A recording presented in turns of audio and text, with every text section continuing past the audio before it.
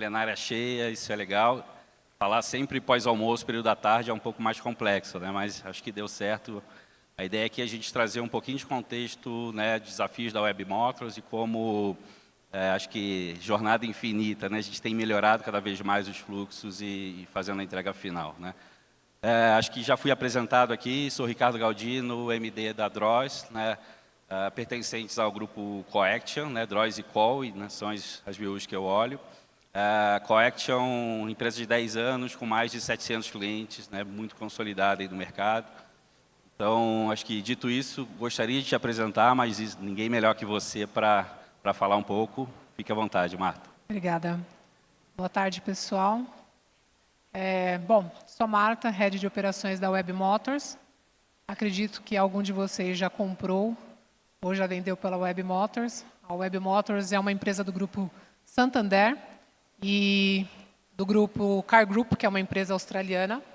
Então, hoje nós estamos cada vez mais entrando nesse ramo automotivo. Eu sou da área de CX, cuido de operações.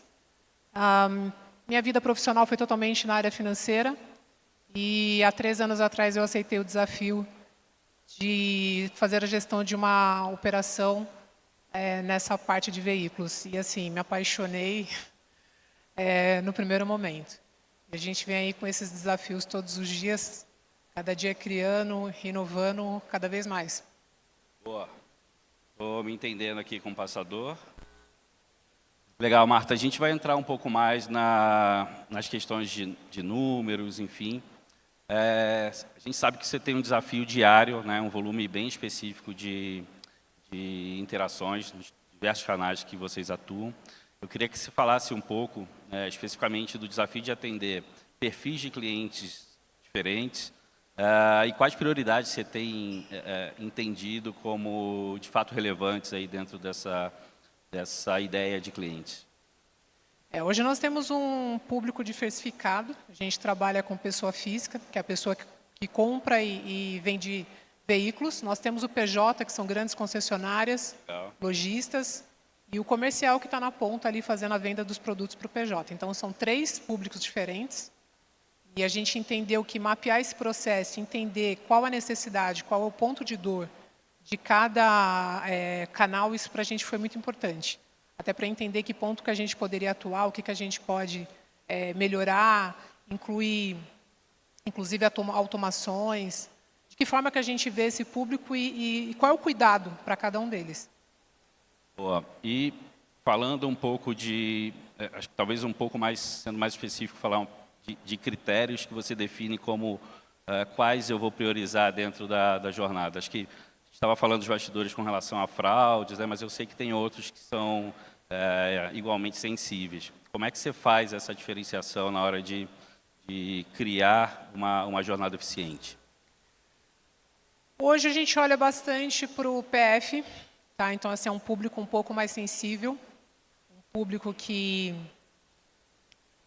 tem muito mais pressa, agilidade, e ao mesmo tempo que a gente vende não é muito simples. A gente vende segurança, tem que vender autonomia para o cliente. Então, o cliente pessoa física é um dos clientes que a gente tem um cuidado muito maior. Hoje, principalmente, com o aumento, o crescimento da parte de fraudes, a pessoa física ela é mais suscetível a esse tipo de acontecimento dentro das nossas plataformas digitais. No PJ, a gente viu que há uma necessidade maior de interação com o humano. Então, não valia a pena, naquele momento, a gente estratificar, entender, colocar uma jornada de automação, porque o cliente ele tem um atendimento, ele quer estar muito mais próximo da Web Motors. A parte comercial, a gente tem muito agentes nossos na rua, então também tem essa necessidade, agilidade, né? Está dentro de uma loja fazendo uma venda, ele não pode esperar muito tempo para ser atendido. Então, criar um cotovelo nesse meio do caminho talvez prejudicaria numa venda. A gente entendeu que esse é um público que a gente não precisaria, não colocaria para automatizar através de IA. Legal. Marta, uma pergunta, acho que mais os bastidores, no dia a dia. Eu sei que, acho que todo mundo aqui tem desafios distintos, né? Quando você se depara num processo talvez desorganizado, ou talvez não tão bem desenhado, olhando a experiência do cliente, né? Como é que você consegue elencar prioridades para iniciar o processo de resolução, sabendo que esse fluxo ele é vivo, e qual o papel hoje de uma consultoria ou de um parceiro no dia a dia para que te ajude, junto com o time interno, a criar soluções de fato relevantes? Eu acho que assim, a necessidade de ter esse olhar externo é muito importante, né? Porque a gente vive o dia a dia da operação e às vezes a gente não enxerga os pontos cegos. Então há necessidade que alguém de fora olhe para o processo, entenda se aquele mapeamento está fazendo sentido e nesse momento possa dar sua opinião também. Então, dessa forma não está correto, eu acho que criar mais oportunidades, trazer mais tecnologia, trazer um ponto de vista diferenciado para a gente, porque às vezes a gente está ali dentro do nosso mundo automotivo, mas a gente não olha do lado de fora. A gente está tão imerso que a gente às vezes não consegue ver os nossos pontos cegos. Então é muito importante ter essa parceria que ajuda a gente a conduzir e a trazer esse processo de forma mais coerente, trazendo mais agilidade, ajudando na eficiência operacional, que para a gente é a palavra de 2026, eficiência operacional. Boa. A gente tem vários tópicos. Opa. Olhando um pouquinho, né, a questão de organizar os processos, automatizar os fluxos, como é que você elenca também as prioridades dentro desse contexto? E principalmente, né, olhando a questão da fraude ou antifraude, como é que você tem desenhado essa jornada para que de fato seja relevante para o cliente final? Seja o PJ, né, que é a grande base hoje de clientes consumidores, quanto para o pessoa física. Tá, vou te trazer um exemplo um pouco mais prático, tá?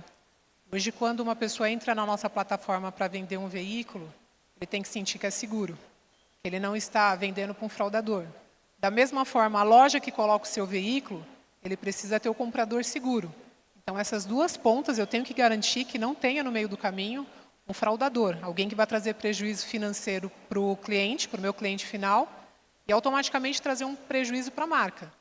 Então, hoje, qual é a nossa ideia principal? Mitigar cada vez mais a fraude, trazer a segurança para o cliente. Falando assim de uma forma mais prática, o que a gente entendeu? Hoje, o atendimento não é só receber, né? É fazer também. E hoje a gente trabalha na nossa automação também comunicados para o próprio cliente, avisando para ele que o meio seguro, o atendimento seguro é através de um link. Então, eu faço hoje em dia através das mídias, né, dos canais de mídia, através do WhatsApp. No momento que o cliente coloca um anúncio no ar, automaticamente eu retorno para ele, através de um agente de IA, informando que o anúncio dele está ativo e que a forma mais segura dele falar comigo é através daquele canal. A gente trouxe um ganho muito grande para a marca, inclusive com melhoria até em nota de NPS, que anteriormente o nosso maior detrator era exatamente a falta de segurança. Entendi. Só por curiosidade aqui, quem já vendeu carro na Webmotors? Só dá um tchauzinho aqui. Bastante. Ó, legal. Quem teve uma experiência positiva nessa venda? Se mantiveram aí as mãos. Estou feliz, Marta. Isso é legal, né? Acho que, para quem não sabe, né, acho que vocês estão conhecendo agora, tem alguns comuns aqui de dia a dia. A Webmotors tem mais de 90 fluxos criados com DROS, né? E a minha pergunta está relacionada qual o principal fluxo que você imagina hoje, né, que gera mais relevância, que retém maior quantidade de interações? Como é que você pensa numa esteira de melhoria e como é que a gente está te ajudando nisso? Acho que é a pergunta importante aqui. Até pegando esse ponto que a gente estava falando sobre prevenção à fraude, tá? Hoje a gente precisa criar um campo seguro para o cliente. E através das automações, dos agentes virtuais, a gente criou um fluxo dentro do próprio agente, dentro da IA, em que o cliente ele consegue falar com a gente, ele consegue trocar informações referentes à própria jornada de experiência dele ali dentro, traz para a gente esse feedback.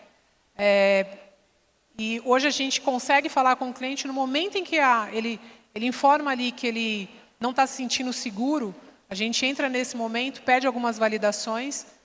Um dos processos importantes para a gente que está em construção agora, e te digo que ansiosamente para mim é um dos pontos mais importantes, os nossos agentes conseguir fazer a leitura de documento do cliente, porque se em algum momento o cadastro dele ficar preso por conta de que não passou no score, eu tenho que notificar ele através do nosso canal e informar para ele que não está ativo e que ele precisa devolver com a documentação do veículo e a documentação dele. Então, hoje, quando chega nesse momento do fluxo, eu transbordo para o humano. Mas a ideia principal esse ano é trazer essa informação para dentro da IA, ela fazer a leitura e reconhecer se o documento é falso ou se é original, e aprovando, ele não precisa passar para o humano. Automaticamente já muda o status dele de pendente para ativo. Então, esse é o nosso principal desafio, que a gente está trabalhando, e até agora, graças a Deus, está sendo bem conduzido. Eu acho que é um passo muito importante. E dá um pouco mais de autonomia para o cliente na ponta. Eu acho que hoje todos nós, a gente tem esse senso de urgência para as coisas, a gente não gosta de esperar para depois. Você entrar dentro de um fluxo e você entender que você está conversando e a sua resposta está sendo dada ali rapidamente, e o seu problema está chegando, quer dizer, você está terminando a sua conversa, tendo o seu problema resolvido, é muito importante. Então, hoje a gente olha muito para isso, agilidade, eficiência e qualidade. Boa, Marta. Falando um pouquinho de indicadores, né? Você tem medido, qual é a percepção do grupo com relação às automações dos fluxos? É tangível? Vocês conseguem perceber no dia a dia? Isso é reportado ao board? Como é que você tem tratado esse assunto internamente? Olha, eu sou uma pessoa viciada nos painéis de indicadores. Então, eu acho eu falo que é meu Bom Dia Brasil. A primeira coisa que eu faço quando chego na empresa é abrir os painéis, entender como é que foi o dia de ontem, como está sendo o fluxo no dia de hoje, entender se o cliente está entrando no fluxo, se ele está conseguindo engajar, ter o atendimento dele acontecendo e retendo, né? Cada vez mais você tendo o cliente saindo de dentro daquela conversa com uma percepção boa, inclusive avaliando aquela conversa de forma positiva. Então, eu percebo que nós saímos de 45% de retenção, a gente já está chegando num patamar de 70%, esse número é um pouco novo. Na questão de fraude, nós tínhamos muitas fraudes até março de 25, Sim. Desde que implantamos as notificações, nós baixamos 80%, então é muita coisa, nós não contávamos com esse número tão expressivo, mas caiu muitas mesmo. E a questão de sentir que o cliente está conseguindo se satisfazer, se autosservir com os nossos serviços de forma eficiente, sem precisar, de repente, ele passar por um fluxo dentro de uma IA e, no final, ainda assim pedir para falar com o atendimento. O que a gente percebe é que ele finaliza o atendimento, dá uma nota boa para o atendimento e encerra aquela conversa. Então, a gente percebe que hoje a nossa equipe, ela é uma equipe de especialistas, pessoas que são colocadas para fazer atividades mais estratégicas. E as atividades do dia a dia, informativo, a gente deixa isso para os fluxos que nós criamos dentro dos agentes. Legal. E você tem agentes internos hoje e também tem uma parte terceirizada, né? Exatamente. Legal. Você mede, o terceiro também usa hoje a Droz como ferramenta ou você deriva para uma ferramenta específica do BPO? Não, tudo dentro da Droz. Legal. E assim a gente consegue ver a mesma eficiência que eu vejo na minha operação interna, eu vejo na BPO porque é o mesmo painel. Eu só acompanho por agente. Fantástico. Falando um pouquinho de futuro, acho que a gente está chegando nos minutos finais. Muito se fala, né, que as barreiras tecnológicas têm sido quebradas em questões de dias, né, semanas, dias, em algum momento serão horas. Como é que você imagina, dentro do universo WebMotors, o próximo passo dos agentes de IA? Você consegue tangibilizar isso num caso real? Seria legal você trazer. Sim. Eu acho que não só colocar os agentes para tratar dos problemas do dia a dia, mas fazer integração com as nossas plataformas. Então, para o futuro, o que a gente imagina é que o cliente vai ter um agente virtual ajudando ele na jornada dele durante o momento que ele está colocando um anúncio. ou no momento que ele está escolhendo um veículo. Então, de forma inteligente, trazer essa informação para ele em questão de minutos. Então, você procura sei lá, um Creta preto. Ele vai te trazer todas as opções, todos os lugares perto de você. Hoje o cliente tem essa demanda do lado dele. Ele tem que entrar e fazer a pesquisa e ele vai procurando por onde ele quer encontrar esse veículo. E para o futuro a gente imagina um agente ajudando ele a encontrar o veículo dele, exatamente do jeito que ele quer. Ainda bem que você falou Creta preto. Se falasse o Celta preto, eu ia ficar eu essa joguei piada de Creta tiozão porque aqui. Né? é um dos carros mais vendidos, então eu O joguei. Creta, né? Mais pesquisados na Web Motors é o Creta. Boa. Queria estender um pouco mais essa pergunta falando de hiperpersonalização. Como é que você imagina e como é que você enxerga a estruturação de dados, a questão do data lake, alimentando as IAs para que você, de fato, consiga performar? Olha, da forma que está hoje, a gente tem uma visibilidade muito boa. Essa troca que a gente tem com o time o tempo todo, né? Então, a gente pede... A gente, do nosso lado, o tempo todo surgem novos produtos, novos processos. A gente já tem 90 processos, né, praticamente, fluxos rodando dentro da plataforma.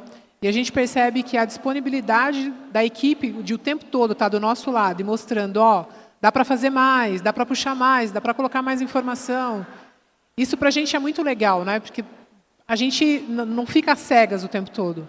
Então, às vezes eu estou olhando para o próprio painel e percebo que, poxa, tem uma informação nova. Ontem não tinha, hoje já tem.